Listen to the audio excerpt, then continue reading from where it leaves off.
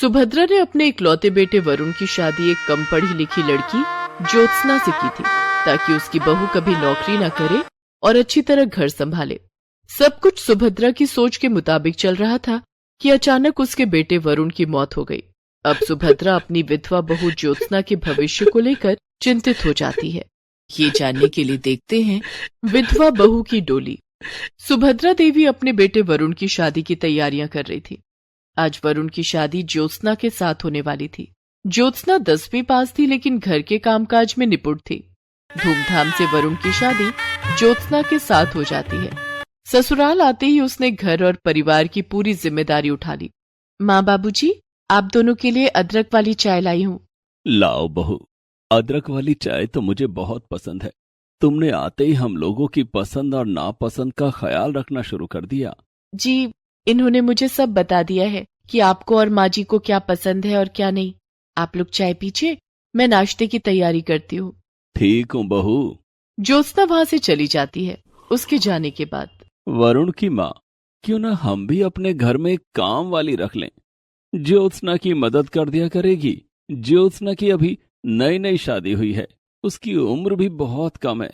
अभी उसके सिर पर जिम्मेदारियों का बोझ डालना ठीक नहीं है। उसकी कोई जरूरत नहीं है। हमारे घर में ज्यादा काम भी नहीं है। अभी से काम करने की आदत डालेगी तभी तो आगे चलकर सब कुछ संभाल पाएगी। जैसी तुम्हारी मर्जी। ज्योत्सना घर के सारे काम करती।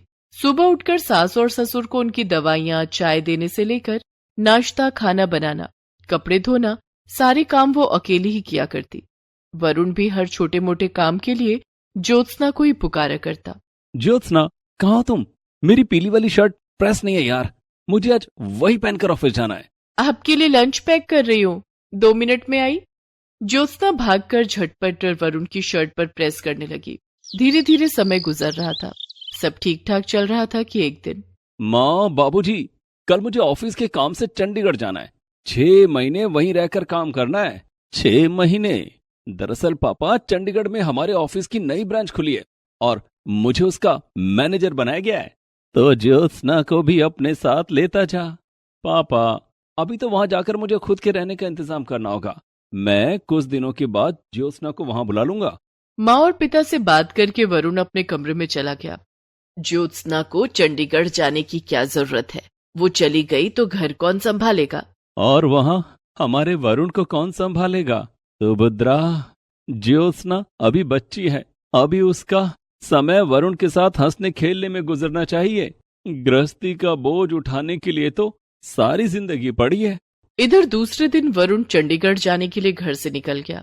सबने खुशी खुशी, लेकिन ज्योत्सना ने नम आंखों से वरुण को विदा किया। मेरा दिल बहुत घबरा रहा है, न जाने क्यों आपको कहीं जाने देने का मन नहीं करता।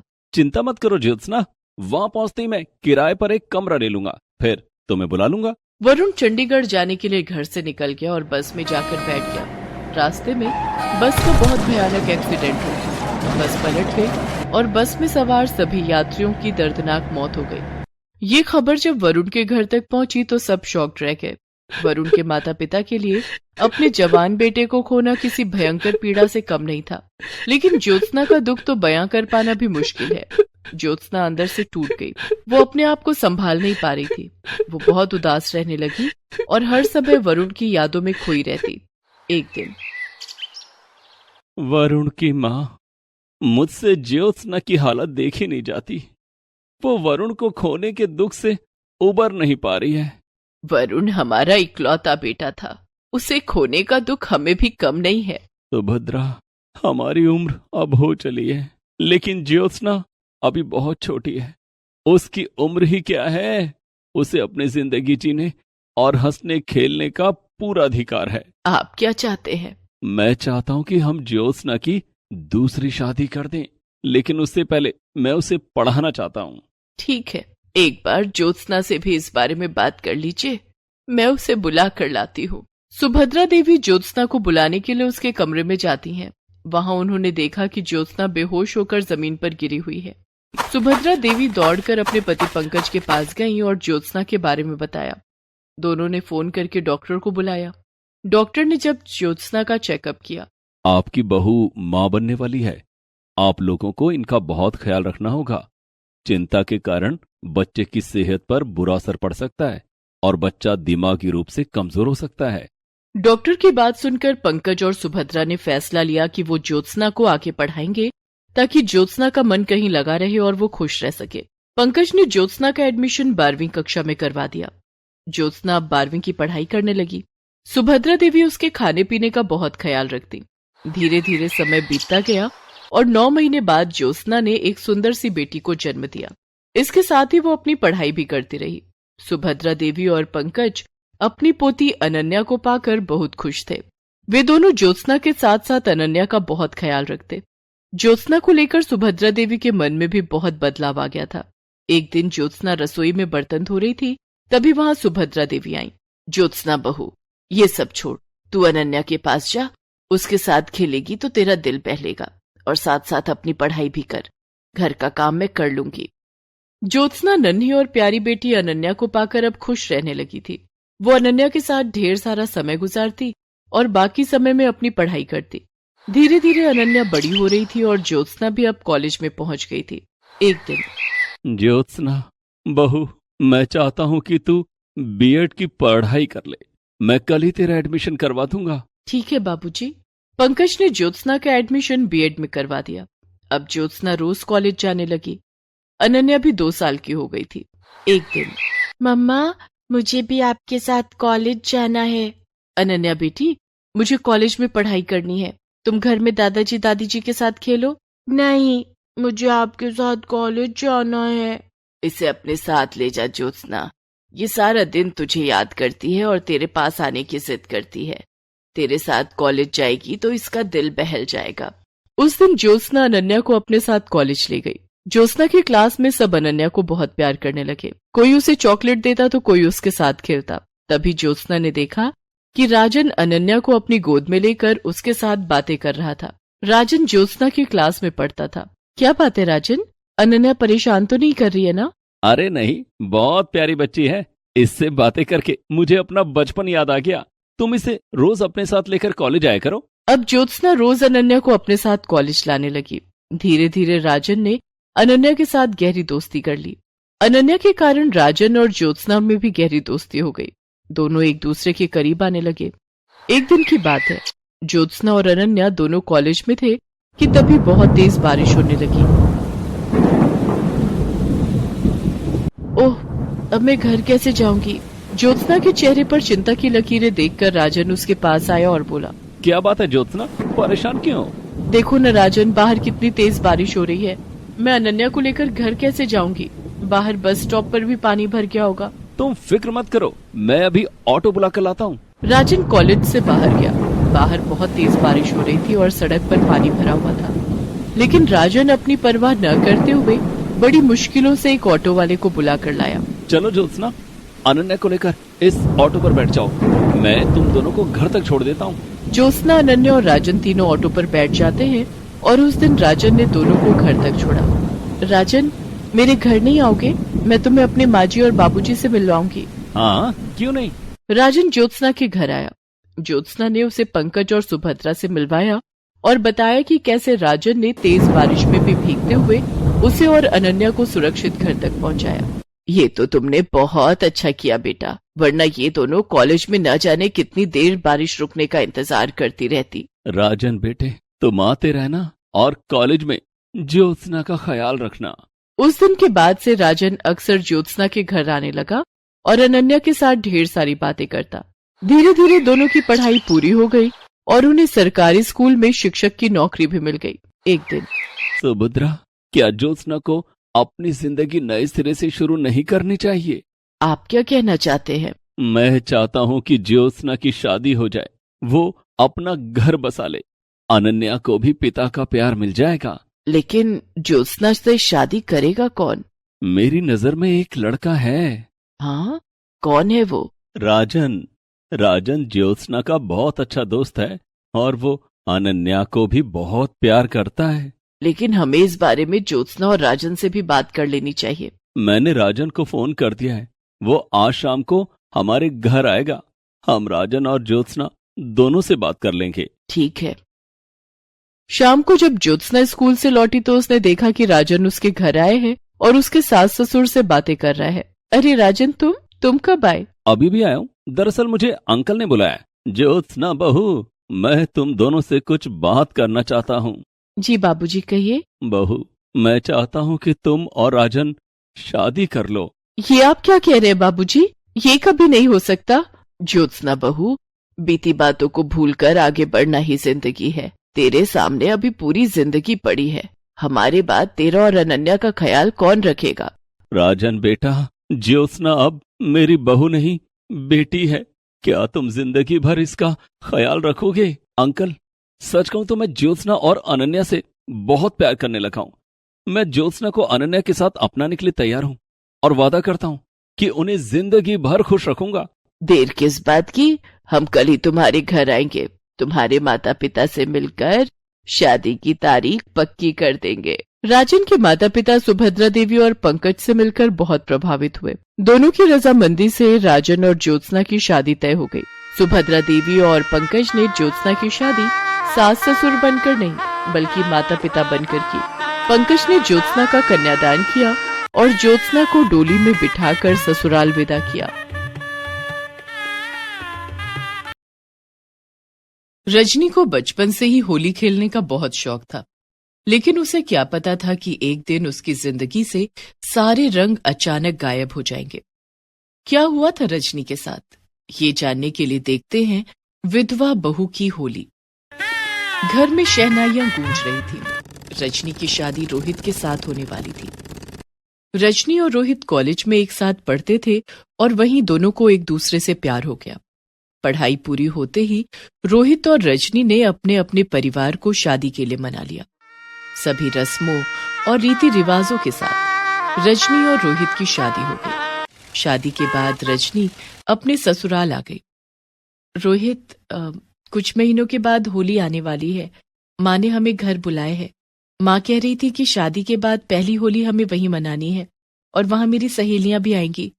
आपको तो पता है ना कि मुझे होली खेलने का कितना शौक है। हाँ रजनी, मम्मी जी ने हमें घर बुलाया है तो हम दोनों जरूर जाएंगे। आखिर ससुराल में मेरी पहली होली होगी। सालियों के साथ होली खेलने का अलग ही मजा आएगा। इतना कहकर रोहित हंसने लगता है। सब कुछ ठीक ठाक चल रहा था, लेकिन रजनी को क्या पता था कि होली से पहले ही उसकी दुनिया बेरंग होने वाली है। एक दिन रोहित अपने ऑफिस से घर लौट रहा था कि गाड़ी चलाते वक्त उसके सीने में तेज दर्द होने लगा और रोहित के हाथ से गाड़ी का कंट्रोल छूट गया। गाड़ी एक खंभे से जा टकराई। आसपास के लोगों ने रोहित को गाड़ी से निकालकर अस्पताल में भर्ती करवाया, लेकिन आपके पति को मेजर हार्ट अटैक आया था। आई एम सॉरी, हम उन्हें बचा नहीं पाए। डॉक्टर की बात सुनकर रजनी का दिमाग सुन्न हो गया। वो कुछ बोल नहीं पाई, लेकिन उसकी आंखों से बहते आंसू थमने का नाम ही नहीं ले रहे थे। घर में रोना धोना मचा हुआ था। रजनी पर तो दुखों का पहाड़ टूट पड़ा था, लेकिन उसकी सास मालती और ननद प्रीति रोहित की मौत के लिए उसे ही जिम्मेदार मानने लगे। रोहित की मौत के बाद से रजनी के प्रति मालती और प्रीति का व्यवहार बिल्कुल बदल गया। रजनी, ओ रजनी, कहाँ मर गई? जल्दी इधर आ। जी माँ जी, आपने मुझे बुलाया? माँ जी क्या लगा रखा है? तुझे दिखता नहीं कि घर में खाना नहीं बना है? मेरे बेटे को तो खा गई, अब हमें भी भूखा मारेगी क्या? माँ जी, आपके बेटे को मैंने नहीं मारा। अगर वो आपके बेटे थे तो मेरे भी पति थे। देखा माँ, भाभी की जबान कैसे कैंची की तरह चलती है। इन्हें तो भैया की मौत का जरा भी दुख नहीं है। रजनी के ससुर गजेंद्र मालती और प्रीति की बातें सुन रहे थे। रजनी के प्रति उनका बदला हुआ व्यवहार उन्हें परेशान कर रहा था। प्रीति, तुम्हें अपनी भाभी के बारे में ऐसी बातें नहीं बोलनी चाहिए। आहा, बेटी की गलती दिख गई आपको, लेकिन बहू ने मेरे साथ कैसे बदतमीजी से बात की वो नहीं दिखाई पड़ा आपको? लगता है रजनी ने आप पर भी कोई जादू कर दिया है, डायन कहीं की। मालती, ये मत भूलो कि रजनी इस घर की बहू है। रोहित की मौत का दुख जितना हमें है उतना ही उसे भी। बस वो तुम दोनों की तरह अपने दुखों का मेला नहीं लगाती। माँ, अब इस घर में भाभी के आगे हमारी कोई इज्जत नहीं। देख रही हो पापा कैसे भाभी का पक्ष ले रहे हैं। तुम दोनों माँ बेटी को जो करना है करो, लेकिन मैं रजनी के साथ गलत नहीं होने दूंगा। क्या वादा किया था हमने उसके माता पिता से, यही ना कि हम उसे अपनी बेटी बनाकर रखेंगे। बेटी के साथ कोई ऐसा सलूक करता है क्या? देखो जी, आप हमारे मामले में ना ही पड़ो तो अच्छा है। रजनी, तू यहाँ खड़ी खड़ी हमारी बातें सुन रही है? जाके रसोई में जल्दी से खाना बना। रजनी रसोई घर में जाकर खाना बनाने लगी। इसी तरह धीरे धीरे दिन गुजर रहे थे और होली का त्योहार नजदीक आ रहा था। एक दिन रजनी के पास उसकी कॉलेज की सहेली नताशा का फोन आया। हाय रजनी। हाय नताशा, कैसी है तू? कैसी हो सकती हो? तुझे तो पता ही है कि मेरी दुनिया उजड़ गई है। रोहित के बारे में सुनकर मुझे बहुत दुख हुआ यार। तुम दोनों की जोड़ी कितनी प्यारी थी। न जाने किसकी नजर लग गई। नताशा, होली का त्योहार नजदीक आ रहा है। मैंने सोचा था कि शादी के बाद पहली होली रोहित के साथ खेलूंगी। कॉलेज के दिनों में तो होली के दिन मैं रोहित से कभी मिल ही नहीं पाती थी। I know, I am very sorry for you, लेकिन अब कर भी क्या सकते हैं, भगवान को शायद यही मंजूर था। रजनी नताशा से फोन पर बात कर ही रही थी कि प्रीति चुपके से उसकी बातें सुनने लगती है और घर में आग लगाने की नई योजना बनाने लगती है। माँ, जब से भैया गए हैं भाभी ना जाने हर समय फोन पर किससे बातें करती रहती है। मुझे तो लगता है कि उनका शादी से पहले कोई अफेयर था। हाय राम, मुझे तो उस करमचली पर पहले ही शक था। हाँ माँ, भाभी किसी के साथ होली खेलने के बारे में बातें कर रही थी। अभी पति को मरे हुए 1 साल भी नहीं बीता और वो कल मुही होली खेलेगी। उसे तो मैं बताऊंगी। होली का त्योहार आने दे। कुछ महीने बीत गए और होली का त्योहार भी आ गया। होली से ठीक 2 दिन पहले रजनी की माँ का फोन आया। रजनी बेटा, होली से पहले तू घर आ जा। लेकिन माँ, सासू माँ तो मुझे कभी वहां नहीं आने देंगी। कोई बात नहीं बेटा, मैं मालती बहन से बात करती हूँ। सुधा ने मालती को फोन किया। नमस्ते बहन जी, वो रजनी बिटिया को होली पर यहाँ भेज देती तो अच्छा होता। अच्छा, रजनी को मायके भेज दूं ताकि वो वहां अपने पुराने यार के साथ होली खेल सके? ये कैसी बात कर रही हैं आप बहन जी? मेरी बेटी ऐसी नहीं है। हमारा मुंह मत खुलवाओ बहन जी, हमें अच्छे से पता है कि आपकी बेटी कैसी है। रजनी कहीं नहीं जाएगी। और इस तरह मालती ने रजनी को होली पर मायके नहीं जाने दिया। रजनी बहू, एक बात कान खोलकर सुन ले। मेरे जीते जी तू अब कभी होली नहीं खेलेगी। अगर मैंने रंग का एक धब्बा भी तेरी साड़ी पर देख लिया ना, तो मुझसे बुरा कोई नहीं होगा। मालती की बात सुनकर रजनी की आंख भर आई। उसने रुंधे स्वर में मालती से कहा, मैं अब होली क्या खेलूंगी माँ जी, मेरी तो दुनिया ही बेरंग हो गई है। तभी वहां रजनी के ससुर गजेंद्र आ जाते हैं और मालती से कहते हैं, मालती, रजनी की अभी उम्र ही क्या है? हम इससे इसकी खुशियां नहीं छीन सकते। इसे भी अपनी जिंदगी जीने का पूरा अधिकार है। सुनो जी, मैंने जो कह दिया सो कह दिया। इस घर में वही होगा जो मैं कहूंगी। 2 दिन के बाद होली का त्योहार भी आ गया। होली के दिन घर में सन्नाटा पसरा हुआ था। आस पड़ोस में सभी लोग होली खेल रहे थे, लेकिन रजनी सफेद साड़ी में लिपटी अपनी जिंदगी के कोरे कागज को निहार रही थी। तभी उसके कानों में मालती की आवाज गूंज पड़ी। रजनी, ओ रजनी। जी माँ जी। माँ जी की बच्ची, तुझे पता नहीं है क्या कि आज होली है? घर में खुशियां नहीं मनाई जाएंगी, लेकिन त्योहार के रस्म तो पूरे करने ही पड़ेंगे ना। जा, रसोई में जाकर गुजिया बना ले। माँ, भाभी से कहो ना थोड़े से मालपुआ भी बना ले, मेरे कुछ दोस्त घर आने वाले हैं। रजनी मालती और प्रीति की बातें सुनकर ये सोच ही रही थी कि इन्हें तो रोहित की मौत का जरा सा भी दुख नहीं है। गुजिया और मालपुआ इनके गले से कैसे उतरेगा? तभी मालती ने कहा, यहां क्यों खड़ी है, रसोई में क्यों नहीं जाती? बेचारी रजनी अभी रोहित की मौत के गम से उबर भी नहीं पाई थी, लेकिन उसे होली के त्योहार पर मिठाइयां बनानी पड़ रही थी। वो मनी मन सोचने लगती है, रोहित को मालपुआ कितना पसंद था। आज अगर वो जिंदा होते तो उनके लिए ढेर सारा मालपुआ बनाती। रोहित की यादों में खोई हुई रजनी गुजिया और मालपुआ बनाने लगती है। शाम को प्रीति के कुछ दोस्त घर पर आते हैं। रजनी बहू, घर में मेहमान आए हैं, जाके उन्हें गुजिया और मालपुआ परोस दे। और हाँ, खबरदार जो तूने गुजिया और मालपुआ को हाथ भी लगाया। माँ जी, इन मिठाइयों को खाना तो दूर, मेरा इन्हें बनाने का भी मन नहीं था। आज मुझे रोहित की बहुत याद आ रही है। आज वो जिंदा होते तो हम दोनों खूब होली खेलते। ठीक है, ज्यादा इमोशनल ड्रामा करने की जरूरत नहीं है। जाके मेहमानों को चाय और नाश्ता दे। रजनी अपने हाथों में मिठाइयों का ट्रे लेकर प्रीति के दोस्तों के पास जाती है। वे सभी ड्राइंग रूम में एक दूसरे को गुलाल लगा रहे थे। रजनी जैसे ही उनके पास गई, थोड़ा सा गुलाल उड़कर रजनी की साड़ी पर गिर गया। भाभी, आपको दिखाई नहीं देता कि यहाँ हम सब होली खेल रहे हैं? आपको यहाँ आने की क्या जरूरत थी? माँ जी ने मिठाइयां देने को कहा था, इसलिए मैं यहाँ आई हूँ। मिठाइयां देने आई हो या मिठाइयां देने के बहाने होली खेलने आई हो? आपको शर्म नहीं आती? विधवा होकर होली खेलना चाहती हो? अरे क्या हुआ प्रीति, क्यों चिल्ला रही है? देखो ना माँ, भाभी हमारे साथ होली खेलने यहाँ आई थी। तभी मालती की नजर रजनी की सफेद साड़ी पर जाती है, जिस पर गुलाल का रंग लगा हुआ था।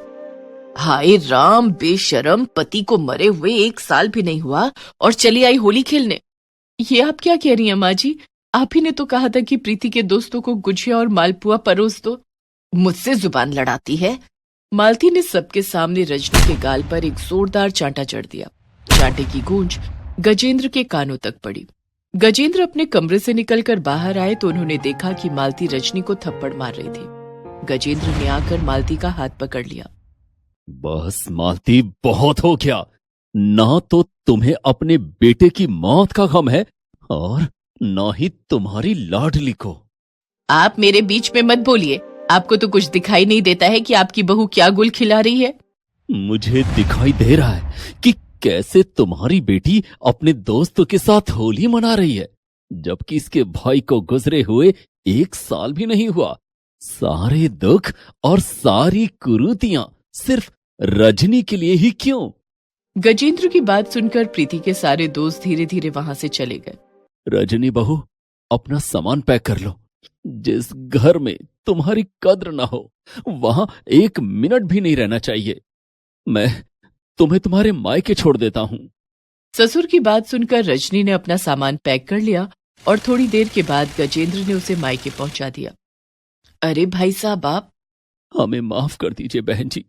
हम रजनी को वो सम्मान नहीं दे पाए जो एक लड़की को उसके ससुराल में मिलना चाहिए। रजनी की जिंदगी दोबारा रंगों से भर दीजिए। कोई अच्छा सा लड़का देखकर रजनी के हाथ पीले कर दीजिए। शादी में मुझे बुलाना मत भूलिएगा।